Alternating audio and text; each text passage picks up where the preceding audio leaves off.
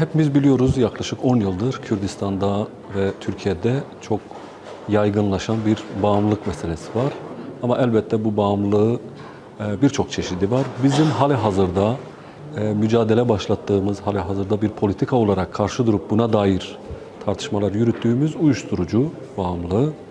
Neden en çok buradan başlıyoruz? Çünkü toplumsal çürümeyi aslında biraz bu tetikliyor. Şimdiye kadar neler yaptık derseniz, işte 2024'ten başlayan bizim seçilmemizle birlikte hem Bağlar Belediyesi hem Ergani Belediyesi Samer'le birlikte bağımlılığın yaygınlığını, gençler arasındaki kullanımını, toplumun içindeki karşılığını, topluma nasıl yansıdığını buna dair bir araştırma yaptı.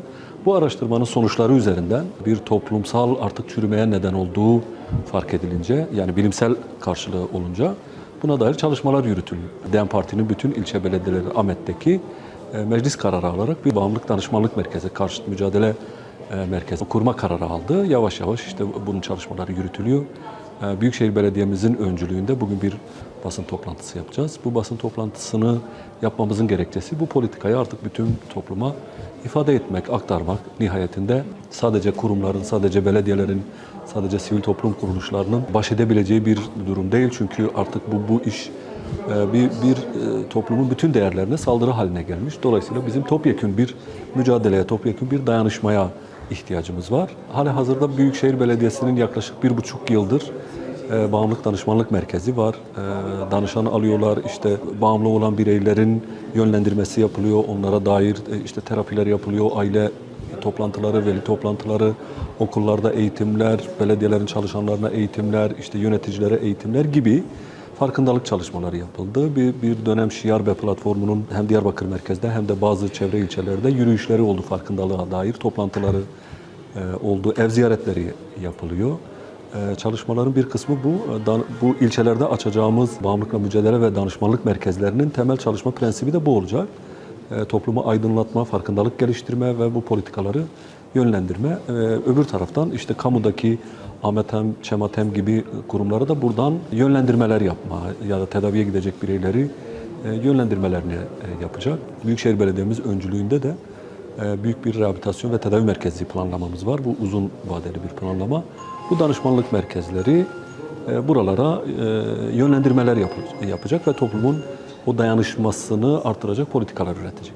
Bu toplumsal bir çürümeye doğru gidiyor. Topyekün bir saldırı var bütün değerlere, bütün yapılara, gençliğe, kadına. Bağımlılık dediğimiz, özellikle uyuşturucu bağımlılığı sadece bir içicilik, sadece bir ticaret olarak algılanmamalı. Bu beraberinde aynı zamanda suçları, başka suçları da oluşturuyor. İşte hırsızlık gibi, gasp gibi, cinayet gibi, çeteleşmek gibi, organize suçlar gibi ve elbette kadın bedeni üzerinden fuhuşa doğru bir suçu da maalesef tetikliyor. Dolayısıyla bu nedenle bütün katmanlarıyla değerlendirmemiz gerekiyor ve gittikçe daha da yoğunlaşan, gittikçe toplumu, aileleri çaresizliğe iten, bireyleri çaresizliğe iten bir hal almaya başladı. Bu nedenle hep birlikte bir mücadeleyi, topyekün bir dayanışmayı esas alıyoruz ve hedeflediğimiz durum da budur. Biz 2014 yerel seçimlerinden hemen sonra Samer'le birlikte bir saha araştırması yaptık. Özellikle de madde bağımlılığına ilişkin bir saha araştırması. Bu saha araştırmasının sonucunda maalesef ki aslında Kürdistan'ın bir bütününde ama özelde Bağlar'da madde kullanım oranının %55'in de üzerinde olduğu ve madde kullanım yaşının artık 9 yaşına kadar, hatta yer yer 9 yaşın altına kadar düştüğünü de gördük. Şimdi o saha araştırmasından sonra biliyorsunuz yani DEM Parti belediyelerinin de aslında madde kullanımına ilişkin genel bir tutumu vardı. Ama Bağlar'da neler yapabiliriz üzerinden daha çok böyle halk toplantıları, birebir aile ziyaretlerinde en çok karşımıza çıkan sorunlardan biriydi. Bir bağımlılıkla mücadele merkezinin Bağlar özelinde olması gerektiği ki biliyorsunuz biz ondan sonra Kaynartepe'de katılımcı bütçe modeliyle halk toplantıları geliştirdik. Bu toplantılarda en son oylamada çıkan sonuç 1500'den fazla oy alan Kaynartepe'de bir bağımlılıkla mücadele merkezinin kurulması. Çünkü aslında özelde sadece Kaynartepe değil, Bağlar'ın her yerinde hem madde kullanımı hem madde satımı çok had safhada ama pilot bölge olarak biz Kaynartepe'yi belirledik. Şu anda madde ile mücadele merkezi konusunda da bir ön çalışmamız var. Yakın bir zamanda da bir merkez açılışımız olacak.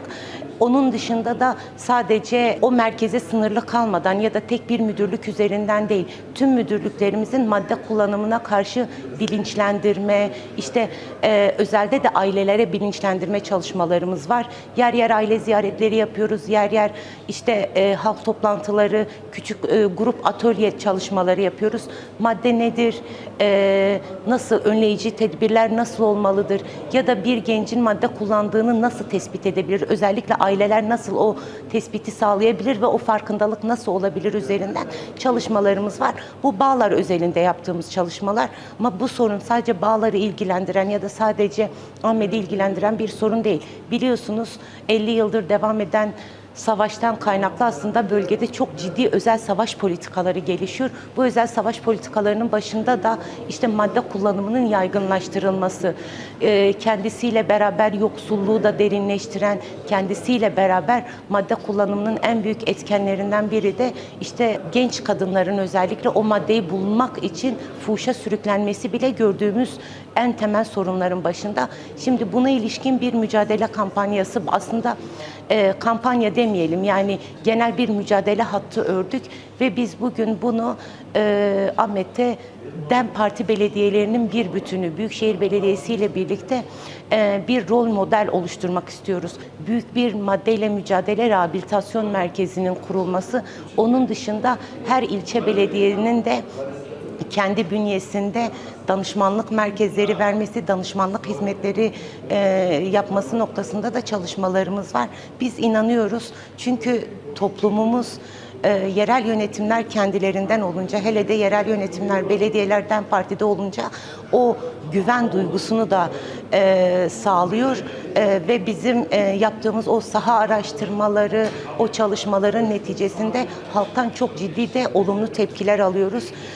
Birinci önceliğimiz çok ciddi bir farkındalık yaratabilmek burada. Çünkü bunu biz de görüyoruz. Yani artık madde satışı ilkokul önlerine kadar gitti. Biraz daha toplumda o dayanışma ruhunu, o öz savunma bilincini geliştirip gerekirse ailelerin okulların kapılarının önünde nöbet tutmasını, ona karşı bir bilinçlendirme çalışması, bir bilinçlendirmenin olması yönünde çalışmalarımız var. Şimdiye kadar tüm belediyelerin yaptığı çalışmalar vardı ama bir koordinasyon şeklinde değildi, bir ağ şeklinde değildi. Haliyle bir belediyenin yaptığı çalışmadan diğerinin çok haberi olmuyordu. Burada amacımız aslında bir koordinasyon oluşturmak, koordineli bir şekilde. Tabii ki sokak çalışmalarımız da devam edecek, yer yer broşür çalışması yapacağız, yer yer belki kültürel etkinlikler, konserler de düzenleyeceğiz. Ama yaparken bunu bir bütünen birlikte yapacağız. Şöyle bir örnek vereyim. Örneğin madde kullanımına ilişkin Bismil'de kültürel faaliyete ihtiyaç varsa diğer belediyeler Bismil'e bu konuda destek verecekler. Bismil Belediyesi kültürel faaliyet yürütecek. Bağlar Belediyesi'nin işte spor etkinliğine ihtiyacı varsa, oradaki gençlerin, orada yaşayan halkın talebi sportif faaliyetlerse diğer belediyelerin de desteğiyle Bağlar Belediyesi sportif faaliyetler yürütecek. Çünkü maddeyle mücadele, SALT işte bir kurum olsun, içinde bir psikoloğu, bir sosyal hizmet uzmanı olsun, onlar yeterli olacak gibi bir yaklaşımımız yok. Bunun daha sosyolojik zeminlerini, daha toplumun gerçekten ihtiyacı olan şey nedir? Bunu beraber tespit edip beraber çözüm bulma noktasında bir koordinasyon oluşturacağız ve bu koordinasyonda birbirinden haberdar şekilde çalışmalarını yürütecek. Bağımlılıkla mücadele neden önemli? Çağımızın en büyük sorunlarından biri. Biz bağımlılık derken sadece işte uyuşturucu maddeden bahsetmiyoruz.